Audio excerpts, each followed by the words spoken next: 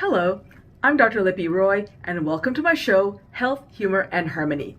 In today's show, I'll be interviewing Dr. Lloyd Sederer, a psychiatrist, published author, adjunct professor at Columbia University, and former commissioner of the nation's largest state-run mental health agency, New York's Office of Mental Health. Not only is he a wonderful colleague, but a dear friend. Today, I'll talk to Lloyd about his latest book, his 14th, Caught in the Crosshairs of American Healthcare, which covers so many current hot button topics such as the corporatization of healthcare, psychiatric disorders, patient care, leadership, physician burnout, and much more. Let's get started.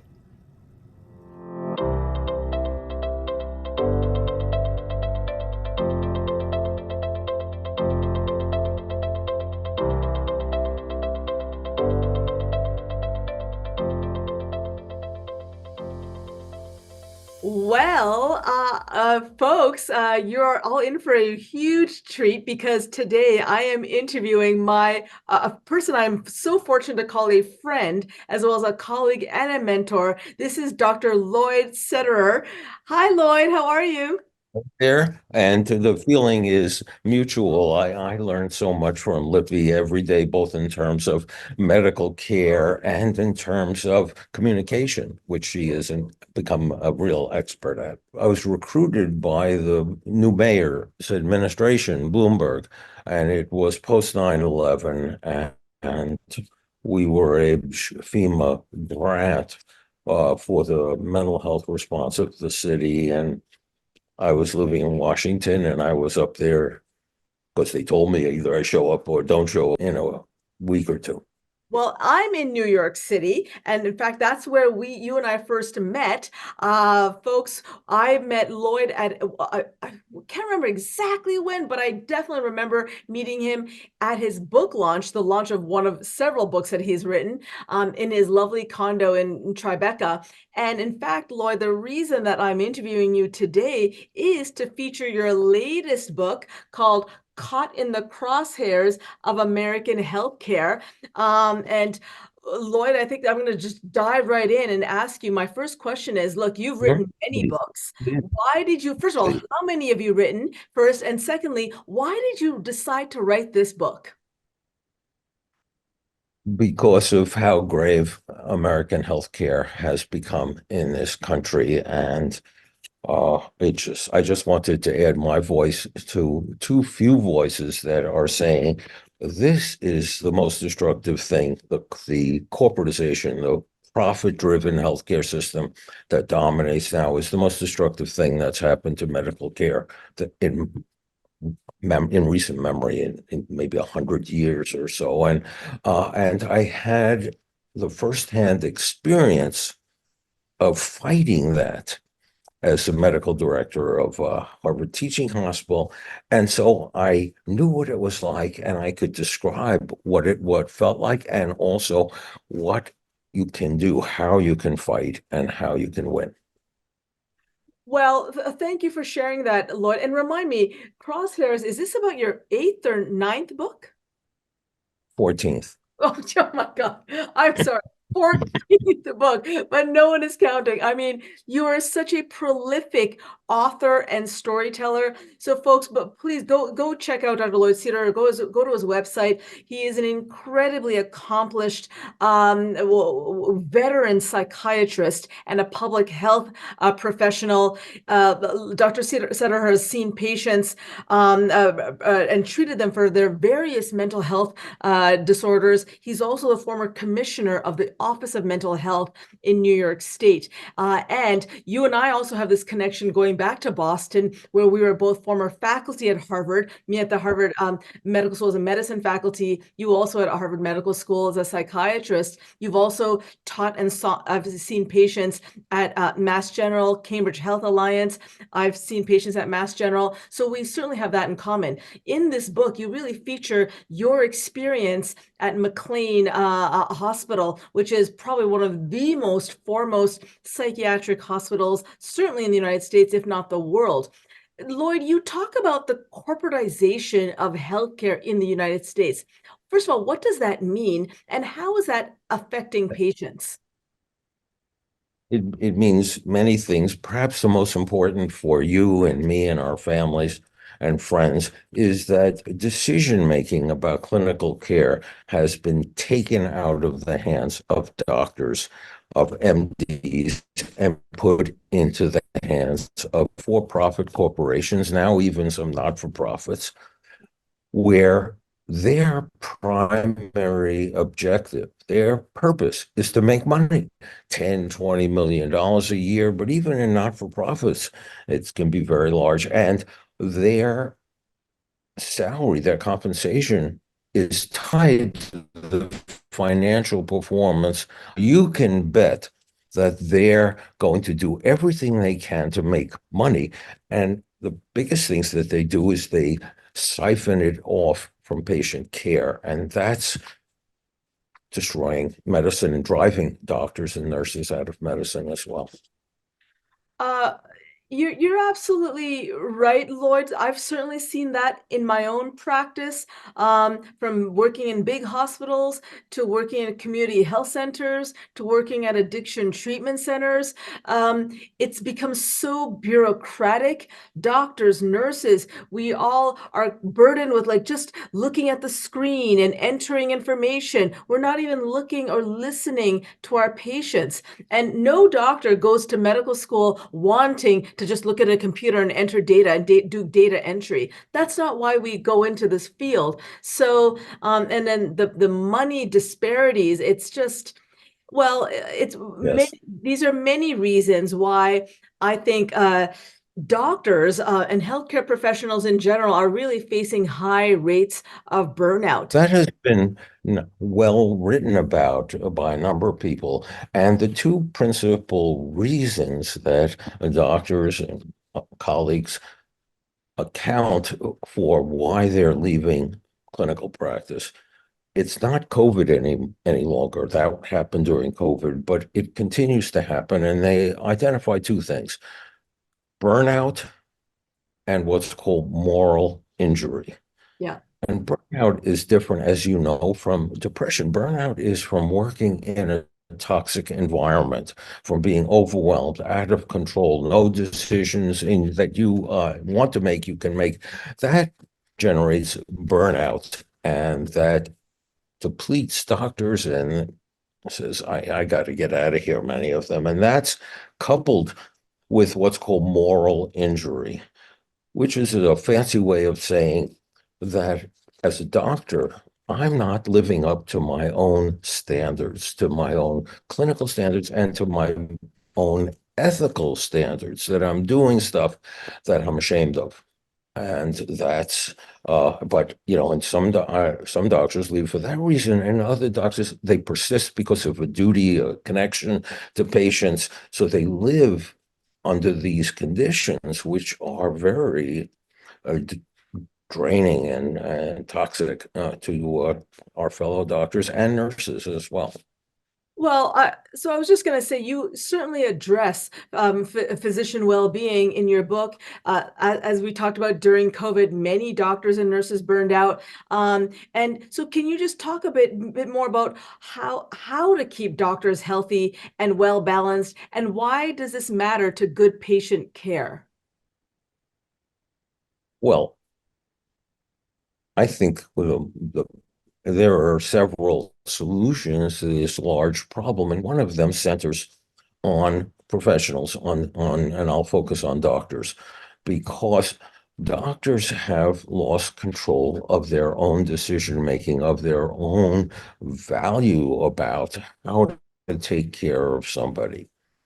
And there's no negotiating about that with corporations, with for-profit entities that have you by the grip of your neck, and have patients that way as well, because they hold approval for necessary treatments that you have ordered. They overcharge. You get medical debt as a consequence.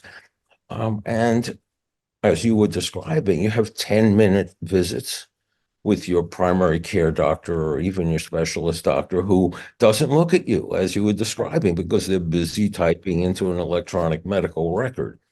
That destroys what has been so much at the heart of medicine, which is the doctor-patient relationship.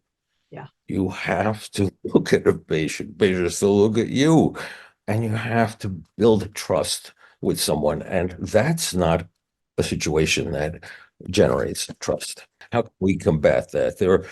It's already starting to happen. There are two ways. The first is by striking, by unionizing and striking. And we've seen nurses do this for a long time. And we saw Hollywood writers do this successfully. And there are some doctor unions, but striking by doctors often runs against the grain of their soul. But it's gotten to the point where they've got to do something. They have to fight back. Otherwise, it's just going to tank even further, and they're going to have very unpleasant experiences in providing medical care. So unionization and the capacity to strike and actually demonstrating that you will, as a group, not show up for work is critical, because that's how you get at for-profit organizations, is that you reduce their income, you interfere with their income because they can't operate all their beds or all their hospitals. And that gets attention, and that will be part of changing the tide. The other is contracts. And we've seen this start to happen as well. There was, for example, there are many large doctor groups that have contracts with insurance companies, with Medicare. And there was one in Southern California that served 30,000 patients. And its contract with a large insurer was up, and the doctor group said, "We're not going to renew. We're out." And they meant it, and they did it. And suddenly 30,000 patients were without doctors. And imagine how hard it is for one person to find a doctor. This is 30, and that is the kind of disruptive activity that has become essential in order to preserve what's right, in order to live by our own ethical and clinical standards. These are really tough things to do, but they're within our power, and they're within the horizon of time. It's not waiting for a miracle to come from Washington, which we need, but it's going to get there anytime soon. But Washington is just at this point Yeah. shameful Well, in terms of government. Thank you for that, Lloyd. I mean, really, you're expert and long time insights into our field is so instrumental. And one of your positions that you talk about, your key position there, was as medical director, and your description as about leadership really resonated with me as a former medical director of COVID isolation quarantine sites, a medical director at the Kingsborough Addiction Treatment Center in Brooklyn. I all the ups and downs and challenges that we face. So can you talk about the challenges and opportunities as a physician leader, and what makes a good leader? Our North Star is being ethical, it's being moral, it is about having a purpose and serving other people. That's what our profession is about, and that's what gives meaning to lives. So that's an essential part of being a leader, which is not being swayed by the winds. It's about attending to the North Star of what is right. But there is there are many books, theories of change, all of which are informative. But one man said something just off the cuff about radical change some time ago, and that was Mahatma Gandhi, Yeah. who was at the tip of the spear of taking India away from being a colony for the British colony, democratizing it, and improving the lives and standards of living for hundreds of millions of people. And he said off the cuff, when someone asked him, what's it like, what do you go through? And he said, well, first, they ignore you. Then second, they shame you. And third, they fight you. And fourth, you win. Yeah. And you have to live through that. You can't just capitulate. You can't stop because the momentum is in the right direction. You see the signs, but it's very hard to be ignored or to be criticized as ruining a hospital, as making decisions for money, personal money reasons, as if being an academic medical doctor paid very well, it doesn't, and other kinds of ways by which our leadership team was shamed, was meant meant to shame us. And the only solution, I think, to shame is to prove people wrong, which Yeah. is to keep going and achieve what you're meaning to do and measure it and demonstrate it in the eyes of patients, not just your own eyes. And that's what we did. And that's how we got past the shame part, because we were going to do what was right and we were going to prove it. And then the fight is always, how do you continue to operate when you're losing millions of dollars a year, which is what happened to this Harvard hospital. We started to lose because our referrals were cut off by managed care companies, by insurance companies. They didn't want patients to go to McLean because the stays were too long, it was too expensive. And in some ways, I always thought we were a trophy hospital for these companies, because if they could bring us down to our knees, that would be a real success. And we had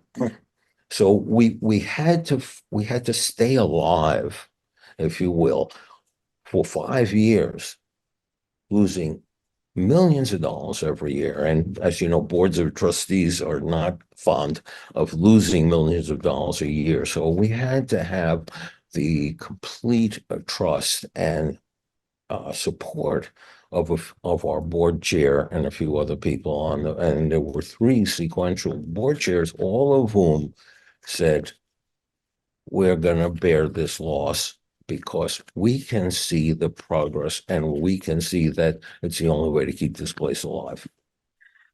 Lloyd, in our last few minutes, I would love to get your mental health expertise on a really big problem, a global problem. As you know, half the world's population will experience a mental health disorder in their lifetime.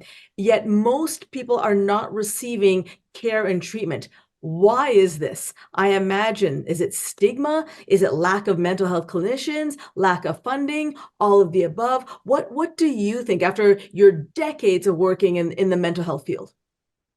I think it is a workforce problem principally, or that the biggest uh, impediment to achieving better care or more accessible care is workforce. Because if you imagine half the world has a mental disorder, how many psychiatrists, how many psychologists, how many social workers would you need to serve these people? It's a magnitude that can never be achieved. And that's not to say we shouldn't work towards it.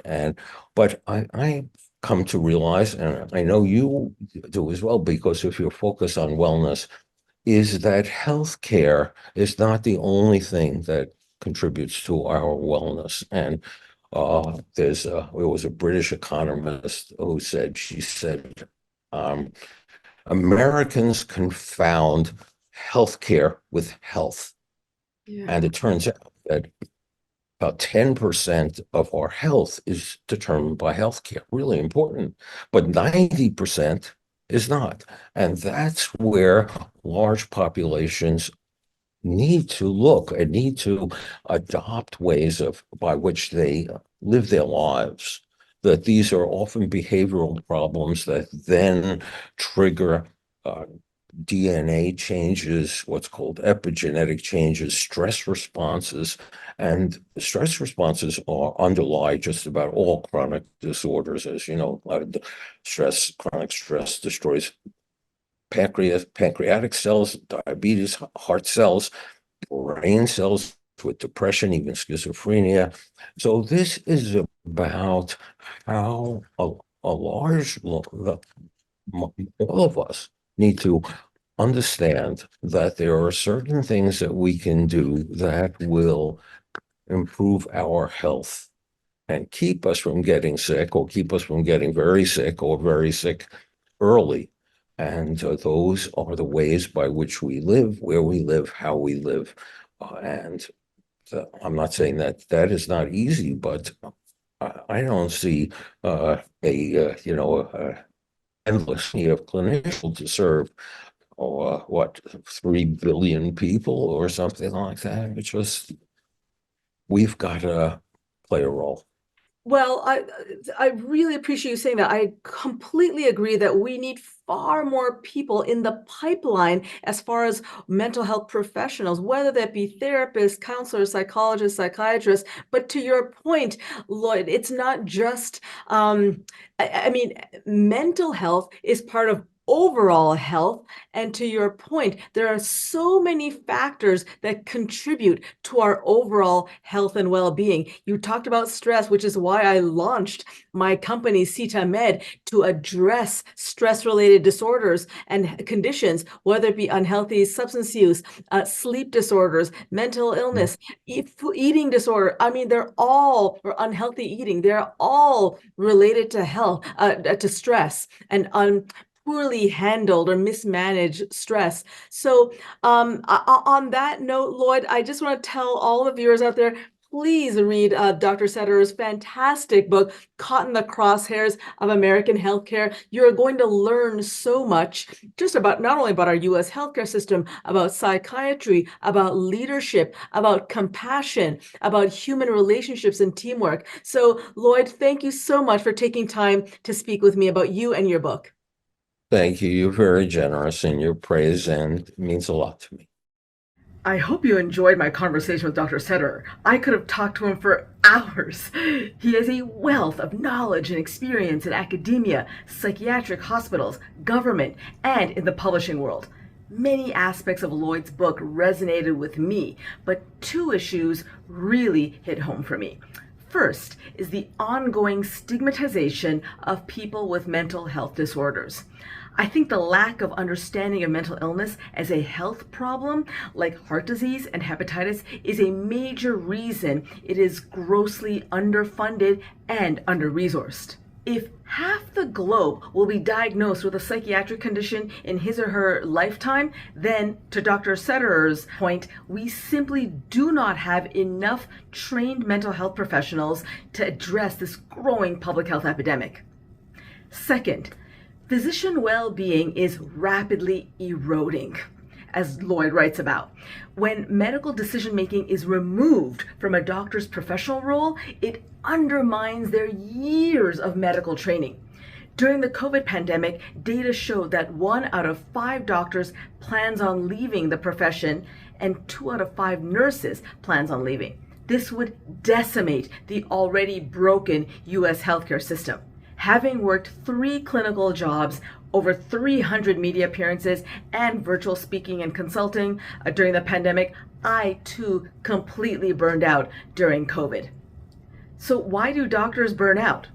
Increasing bureaucracy, lack of autonomy, and a sense of powerlessness all contribute to burnout. So how can you make a difference?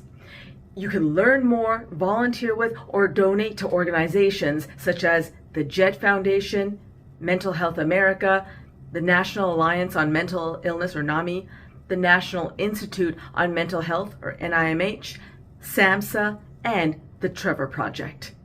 Well, that's all for today. Here's your joke of the day, mental health themed. How did the patient address his fear of elevators? He took steps to address them. Okay, one more. What do you call an angry psychologist? a therapist.